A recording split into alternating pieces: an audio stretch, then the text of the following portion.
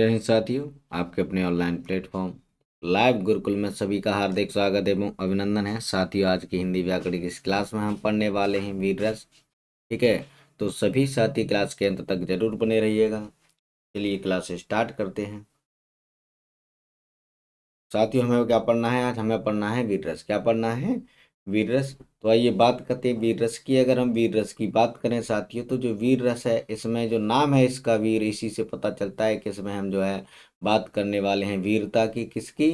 वीरता या फिर उत्साह की। ठीक है, वीरता, उत्साह, ये सारी की सारी चीजें क्या हैं? वीर रस का ही जो है एक भाव है। क्या है? भाव हैं। तो अगर हम वीर रस की परिभाषा की बात करें साथियों यहाँ पर, तो जो वीर रस की परिभाषा होती है वो होती है उत्साह नामक स्थायी भाव जब विभाव आदि के संयोग से परिपक्व होकर के रस रूप में परिणत होता है, तब वह वीर रस कहलाता है। अर्थात यानी जो उत्साह नाम का जो स्थायी भाव है, जब वो विभाव, अनुभाव, संचारी भाव, इन सब से मिल कर के जब परिपक्व हो जाता है तो वो रस रस में बदल जाता है। और उसी रस को क्या कहते हैं साथियों? हम वीर रस कहते हैं। क्या कहते हैं? वीर रस। यानी सीधी सी बात है, अगर हमें किसी पंक्ति, किसी कहानी, किसी कविता या किसी वीडियो या किसी भी चीज को देख करके जब हमारे मन में उत्साह आ जाए, क्या आ जाए? उत्साह आ जाए, एक तरह से वीरता जाग जाए, तब वहां पर क्या होगा साथियों? वीर रस होगा। ध्यान रखना। ठीक है, यानी वीर रस कहाँ होगा? जहां उत्साह नामक स्थायी भाव पैदा होगा। ठीक, तो इसका जो स्थायी भाव है वीर रस का, वो क्या हो जाएगा साथियों? यहाँ पर जो वीर रस का स्थायी भाव है वो हो जाएगा उत्साह। क्या हो जाएगा? उत्साह हो जाएगा। ठीक है, उत्साह इसका स्थायी भाव हो जाएगा। वहीं अगर हम इसके अनुभाव की बात करें साथियों, तो जो वीर रस है इसका जो अनुभाव होता है वो होता है गर्भोक्तियां। गर्भोक्ति यानी गर्भ में कही गई कहावतें, बातें। ठीक है, इसके अलावा याचक का आदर सत्कार करना, यानी जो तुमसे मांग रहा है उसका जो है आदर सत्कार करना, है ना। धर्म के लिए कष्ट सहना। क्या क्या क्या सहना? धर्म के लिए कष्ट सहना, यानी अपने धर्म को बचाने के लिए, धर्म की, ठीक है, रक्षा के लिए, या अपने धर्म को रखने के लिए हमें कष्ट सहना या परेशानी सहना या अपना सब कुछ न्यौछावर कर देना धर्म के लिए। तथा दया पात्र के प्रति सांत्वना रखना, यानी जो दया का पात्र है, ठीक है, उसके प्रति सांत्वना की भावना रखना। ये सब क्या आ जाएंगे साथियों? हमारे अंदर अनुभाव होंगे। क्या होंगे? ये सब के सब साथियों यहाँ अनुभाव होंगे। वहीं अगर हम बात करें साथियों उद्दीपन विभाव की, तो विभाव क्या है ना। विभाव जो है वो कारण है जिस कारण से स्थायी भाव जगते हैं। तो उसमें जो उद्दीपन एक विभाव होता है, वो विभाव होता है, ऐसा कारण होता है जो हमें उद्दीपित करता है, यानी हमें उत्तेजित करता है। ठीक है, स्थायी भावों को। तो इसमें कौन से होते हैं? इसमें होता है शत्रु का पराक्रम, यानी जो शत्रु है हमारे सामने खड़ा है युद्ध में, है ना, अगर वो अपना पराक्रम दिखा रहा है तो वो क्या होगा साथियों? एक तरह से उद्दीपन विभाव का कार्य करेगा। वही अन्नदाताओं का दान, यानी जो दान देने वाले हैं उनका जो दान है वो धार्मिक इतिहास, है ना, जो हमारा धार्मिक इतिहास है वो भी हमें एक तरह से क्या करता है साथियों? प्रेरित करता है अपने धर्म के प्रति, है ना। उसके अलावा अन्य व्यक्ति की दुर्दशा, अगर कोई व्यक्ति है उसकी दशा बुरी हो रही है ना, बहुत ही बुरी हालात में है, तो उसके जो हालात हैं वो भी साथी एक तरह से क्या करेंगे? उद्दीपन का कार्य करेंगे।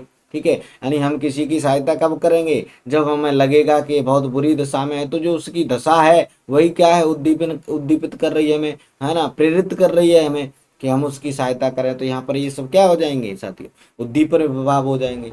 वहीं अगर हम बात करें आलम्बन, आलम्बन का मतलब होता है सहारा। ठीक है, तो जिसका सहारा पा करके स्थायी भाव प्रबल होते हैं, तो किसका सहारा पा करके? वो शत्रु का सहारा पा करके हो सकते हैं। यानी जो है उत्साह नामक जो वीर जो है स्थायी भाव है, वो शत्रु का सहारा पा करके, है ना, तीर्थ स्थल का सहारा पा करके, यानी किसी धार्मिक पर्व का, किसी धार्मिक ग्रंथ का, या फिर किसी दयनीय व्यक्ति का आलम्बन पाकर या सहारा पा करके वो क्या होगा? स्थायी भाव पे एकदम से प्रेरित होगा। तो उसे क्या कहेंगे साथियों? इन सब चीजों को आलम्बन कह देंगे। क्या कह देंगे? आलम्बन कह देंगे।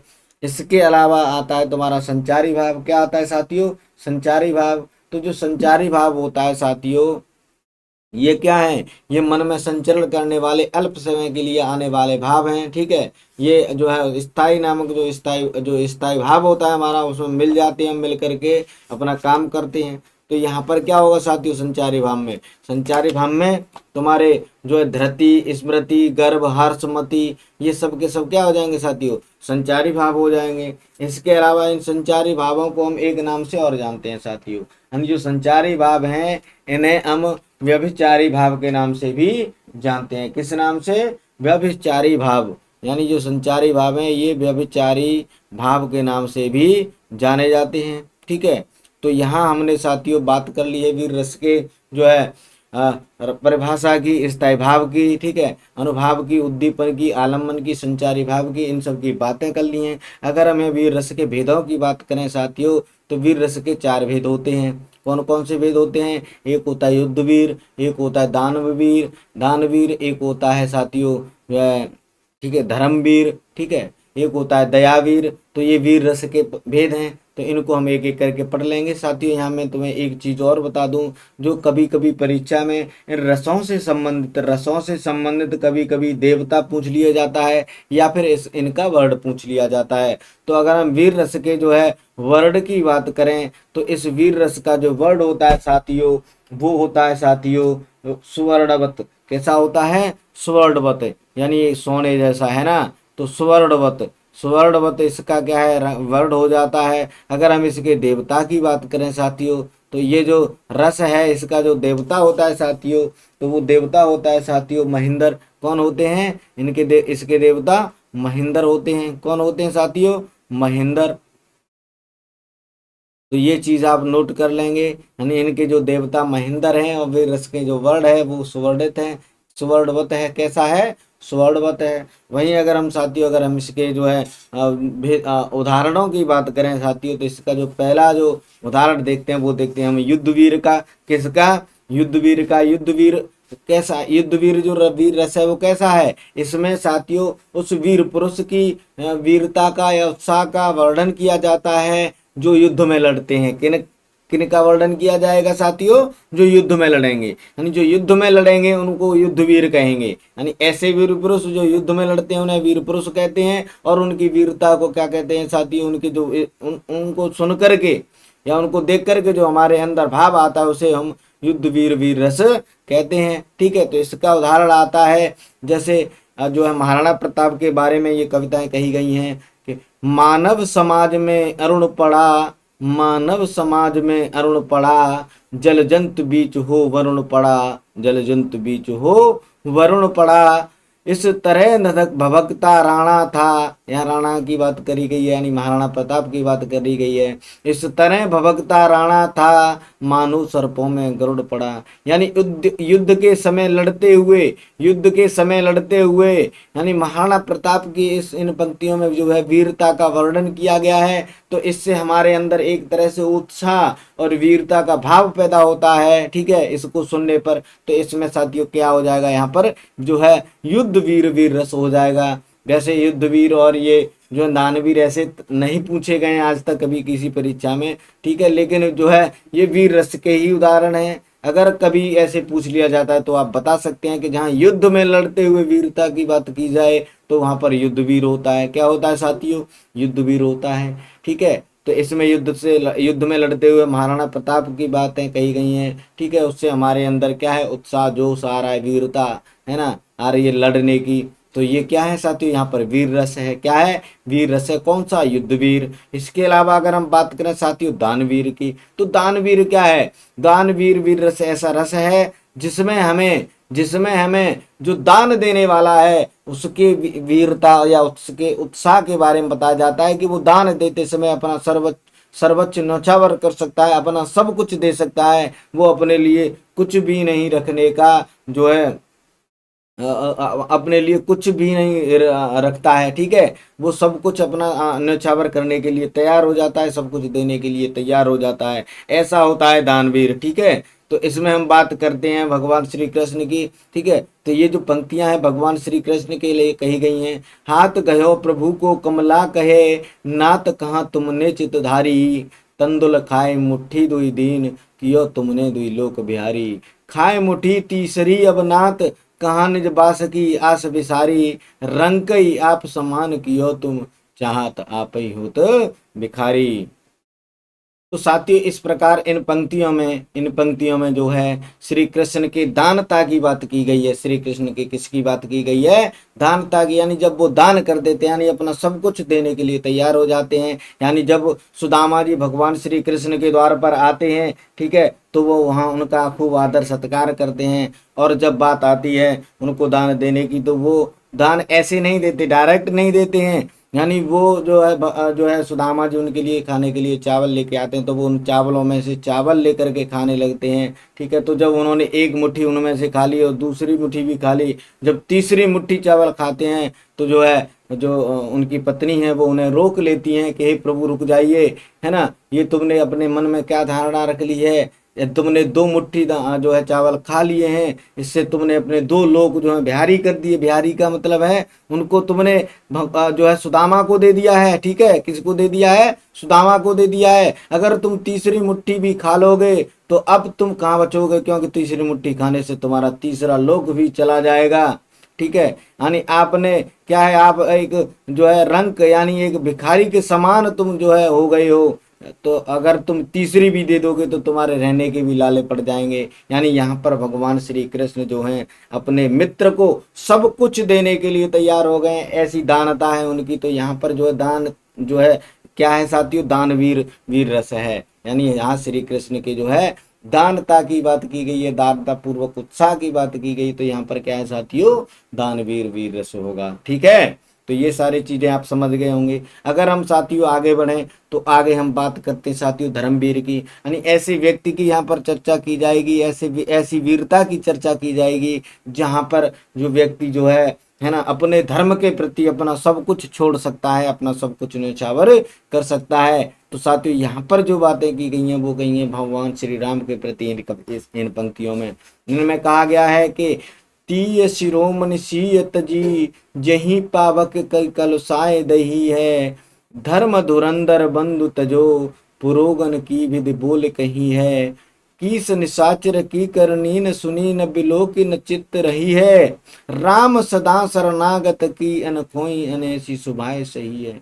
यानी यहाँ भगवान श्री राम के धर्म के प्रति धर्म की बात की गई है। यानी वो धर्म के प्रति अपने धर्म की रक्षा के लिए वो अपना सब कुछ छोड़ चुके हैं, यानी अपना सब कुछ छोड़ देते हैं। इसमें बताया गया है कि तीय शिरोमणि सियत जी, है ना, शिरोमणि माता सीता को इन्होंने तज दिया है, यानी छोड़ दिया है।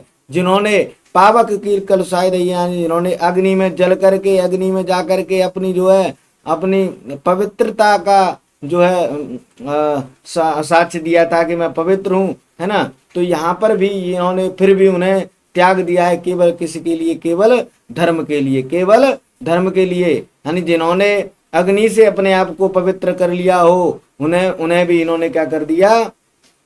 जो है त्याग दिया है। धर्म धुरंधर बंधु तजो, यानी धर्म के पुजारी अपने भाई को भी इन्होंने जो तज दिया, छोड़ दिया है। पुरोगन की विधि बोल कही है ना, जो अयोध्यावासी हैं उनको भी छोड़ करके वो चले जाते हैं जिनसे वो सबसे ज्यादा प्रेम करते हैं, है ना। उसके बाद अगर हम बात करें किस निशाचर की करनी न सुनी, यानी जो राक्षस हैं उनकी भी ये एक बात नहीं सुनते। अगर वो इनकी शरण में आ जाते हैं तो वो इनका खूब सत्कार करते हैं, इन्हें अपने साथ रखते हैं। यानी जिस प्रकार विभीषण भी उनके यहाँ दरबार में आ गया तो उन्होंने उसका भी सत्कार किया। उनकी जो करनी थी या जो भी था उसको इन्होंने नहीं देखा। तो यानी इन्होंने केवल धर्म की खातिर, केवल धर्म के खातिर अपना यहाँ पर सब कुछ न्यौछावर कर दिया है, सब कुछ इन्होंने छोड़ दिया है भगवान श्री राम ने। ठीक है, तो इस प्रकार यहाँ पर किसकी बात की गई? धर्मवीर वीर रस की। अगर हम बात करें साथियों दयावीर की, तो यहाँ दयावीर का मतलब होगा जो अब दया के क्षेत्र में, यानी दया करने के लिए अपना सब कुछ छोड़ दे। यानी अगर इसे किसी की दुर्दशा दिख रही है तो वो उस पर दया करेगा और अपना सब कुछ छोड़ देगा। ठीक है, तो यहाँ पर दयावीर के लिए जो पंक्तियां आई हैं साथियों वो हैं, गीत राज सुन आरत वाणी, रघुकुल तिलक नार पहचानी। अदम निशाचर लीने जाई, जिम मलिच बस कपिला गाई। सीते पुत्र करी सी जन त्रासा, करियो जात धान करनासा। धावा क्रोधवंत खग कैसे, छूटे पर्वत मह जैसे। यानी यहाँ पर जो है दया की बात की गई है। तो यहाँ पर हम बात करते हैं जब जब जब माता सीता का जो है हरण हो जाता है, ठीक है, जब रावण उसे ले जा रहा होता है, तो जो गिद्धराज जो जटायु हैं वो उनकी जो है बाण जो है वाणी को यानी आवाज को सुन लेते हैं और सुन करके पहचान लेते हैं कि ये तो रघुकुल तिलक नार पहचानी, यानी वो पहचान लेते हैं कि ये तो रघुकुल की स्त्री है, रघुकुल की माता सीता है ना। तो अधम निशाचर लीने जाई, जिनको एक जो है दुष्ट राक्षस इन्हें साथ लेके जा रहा है, यानी जिस प्रकार एक जो है मलेच्छ यानी एक कपिला गाय को अपने साथ ले जाता है खींचते हुए, ठीक है, तो उसी प्रकार जो है जो जो दुष्ट राक्षस है वो माता सीता को उस गाय की तरह लेके जा रहा है। तब वो अपने तब वो सीता जी को आवाज लगाते हैं और कहते हैं कि हे सीते पुत्री, करस जन यात्रासा, तुम भय ना करो, परेशान ना हो, करियो जात धानु करत्रा नासा। मैं इस दुष्ट राक्षस का नाश कर दूंगा, मैं इसे समाप्त कर दूंगा और तुम्हें छुड़ा लूंगा। धावा क्रोधवंत कक कैसे, यानी इस प्रकार पक्षी जो है गीधराज जटायु उस पर एक प्रकार से आक्रमण करते हैं, उस राक्षस पर यानी रावण पर एक प्रकार से जो है धावा बोलते हैं, है ना। तो यहाँ कैसे धावा बोलते हैं, जैसे एक पर्वत पर, जैसे एक पर्वत की तरफ मान लो एक वज्र, जो पव का मतलब होता है वज्र, यानी एक वज्र जो है पर्वत की ओर दौड़ता है एकदम से उसे चीरने के लिए, उसे तोड़ने के लिए, उसी प्रकार जो है गिद्ध जटायु रावण को मारने के लिए एकदम से उस जो है वज्र की भांति उस पर क्या करता है, हमला कर देते हैं। तो यहाँ पर जो है अपनी जान की चिंता किए बगैर वो दया दिखाते हैं यहाँ पर गिद्धराज जटायु माता सीता को बचाने के लिए। तो यहाँ पर इन पंक्तियों में साथियों क्या है, दानता की बात की गई है, सॉरी दया की बात की गई है। यानी यहाँ पर कौन सा जो है रस हो जाएगा साथियों, दया वीर रस हो जाएगा, क्योंकि यहाँ पर वो दया करने के लिए अपनी जान भी देने के लिए तैयार हो जाते हैं। तो यहाँ पर क्या है साथियों, दया वीर रस है, ठीक है। तो मुझे लगता है कि साथियों ये जो है चारों जो है वीर रस के उदाहरण आपकी समझ में आ गए होंगे। इसके अलावा जो मैंने इसकी परिभाषा, स्थायी भाव, अनुभाव, उद्दीपन, आलम्बन, संचारी भाव, इसका जो वर्ण और देवता है इनके बारे में बताई, ये सारी चीजें भी आपकी समझ में आ गई होंगी, ठीक है। तो अगर साथियों आपको ये हमारा जो वीडियो है, जो क्लास है, अगर आपको पसंद आया है तो आप इसे अपने दोस्तों के साथ शेयर कर सकते हैं, ठीक है। ये बिल्कुल निःशुल्क है, किसी को किसी प्रकार के फीस या शुल्क देने की आवश्यकता नहीं है, ठीक है। तो अगर आपको पसंद आया तो अपने साथियों के साथ शेयर करिए, कमेंट करें तथा इसको लाइक भी करें, ठीक है। अगर आप इस चैनल पे हमारे पे नए हैं तो इसको सब्सक्राइब कर बेल आइकन दबा दें, जिससे कि जो अगले आने वाली जो वीडियो होगी उसका नोटिफिकेशन आपके पास पहुंच जाए, ठीक है साथियों। आज के लिए केवल इतना ही है, मिलते हैं अगले क्लास में। तब तक के लिए सभी साथियों को जय हिंद, जय भारत, वंदे मातरम।